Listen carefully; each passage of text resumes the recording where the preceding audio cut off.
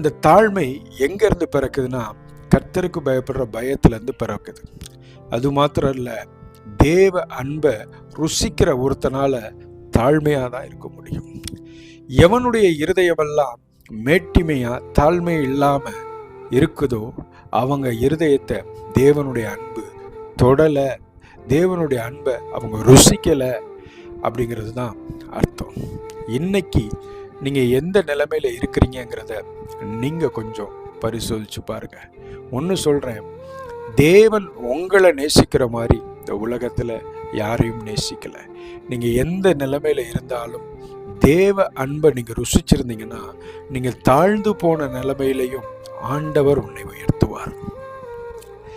நீ தாழ்மையாக இருக்க கற்றுக்கொண்டினா தாழ்ந்து போகிறது வேற, தாழ்மையாக இருக்கிறது வேற. நீ தாழ்வுங்கிறது குறைவு. நீ குறைவுபட்டிருந்தாலும் தாழ்மை உன் இருதயத்திலே தரிப்பிக்கப்பட்டிருக்குமானால் நிச்சயமா சொல்றேன், கர்த்தர் உன்னை மேன்மைப்படுத்துவார்.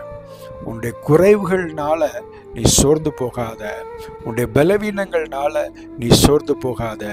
கர்த்தருக்குள்ள அவருடைய அன்பை ருசித்தவனா தாழ்மையா இருந்து பாரு, நிச்சயமாக கர்த்தர் உன்னை மேன்மைப்படுத்துவார்.